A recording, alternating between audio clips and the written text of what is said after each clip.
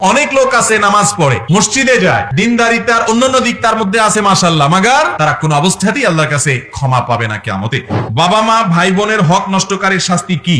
জমির হক নষ্টকারীর শাস্তি কি? বাবা মা ভাই বোন তাদের হক যে নষ্ট করবে, সে বান্দার হক নষ্টকারীদের মধ্যে সবচেয়ে শীর্ষস্থানে দাগী আসামি এবং বড় অপরাধী। অনেক লোক আছে নামাজ পড়ে, মসজিদে যায়, দিনদারিতার অন্যান্য দিক তার মধ্যে আছে মাশাআল্লাহ, মাগার বাপের সম্পদ মায়ের সম্পদ থেকে ভাইকে ঠিক মতো দেয় নাই, বোনেরটাকে মেরে দিয়েছে, আছে না নাই? বাবার ন্যায্য অধিকার আদায় করছে না, তার ভরণ পোষণ দিচ্ছে না, মায়েরটা দিচ্ছে না, বা তাদের সাথে সদাচরণ করছে না। মনে রাখবেন, রাস্তার ডাকাত, রাস্তায় চুরি করা ছিনতাই করা মানুষ যতটা অপরাধী হবে, এই লোকের অপরাধের মাত্রা কোনো কোনো ক্ষেত্রে তার চেয়ে বেশি হবে। কেন বেশি হবে বুঝেন। নবী করিম সাল্লাল্লাহু আলাইহি ওয়াসাল্লাম বলেছেন, ইন্নামাস সাদাকাতু আলাল মিসকিনি সাদাকাহ। সাধারণ গরিব মানুষকে দান করলে শুধু দানের সওয়াব পাবেন।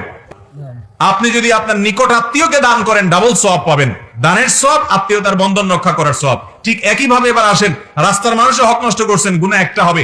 আর আত্মীয় স্বজনের হক নষ্ট করছেন, নিজের আপন ভাই বোনের হক নষ্ট করছেন, গুনাহ কয়টা হবে? দুইটা। এক হলো আত্মীয়তার বন্ধন নষ্ট করলেন, আর একটা হলো তার হক নষ্ট করলেন।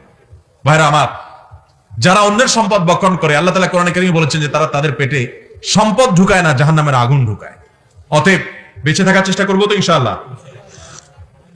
ভাই বোনের হক দিতে একটু কলিজা লাগে, কলিজা।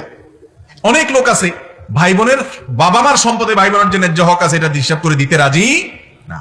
তবে যিনি ঠকে গেছেন, মনে রাখবেন, আপনার খুব বেশি ক্ষতি হয় নাই, কারণ কেউ কারোর সম্পদ মেরে তার কপাল শেষ করে দিতে পারে না। কত ভাই বোন দেখবেন যে তাকে তার ভাই বোনরা হক নষ্ট করেছে, আল্লাহ তাকে লক্ষ লক্ষ কোটি কোটি টাকা ঠিকই দিয়ে দিয়েছে, আছে না নাই? অতএব আল্লাহর প্রতি ঈমান রাখবেন এবং আপনি সবর করবেন। আর যারা হক নষ্ট করেছে তারা কবিরা গুনাহকারী, ফাসিক। তওবা করে হক ফিরিয়ে না দিলে তারা কোনো অবস্থাতেই আল্লাহর কাছে ক্ষমা পাবে না কিয়ামতে।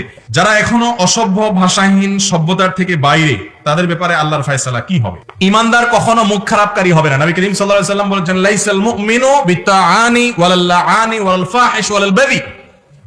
ঈমানদার কখনো গালিবাজ হবে না, কথায় কথা মুখ খারাপ, এটা ঈমানদার করবে না। অনেক যুবক আছে আজকাল, বন্ধু বান্ধব মজা করতে করতে গালি দেয়, এক দোস্ত আরেক দোস্তর অমুকের বাচ্চা বলে গালি দেয়, এটা নাকি মজা। যুবকরা নষ্ট হতে হতে কোথায় চলে যাচ্ছে, নিজের বিবেককে একটা বার প্রশ্ন করছে না যে এটাও কি বিনোদন হতে পারে? এটাও কোনো রুচিশীল মানুষের কাজ হতে পারে, যেটা গালি দিচ্ছেন, মুখ খারাপ করছেন, নিকৃষ্ট কথা বলছেন।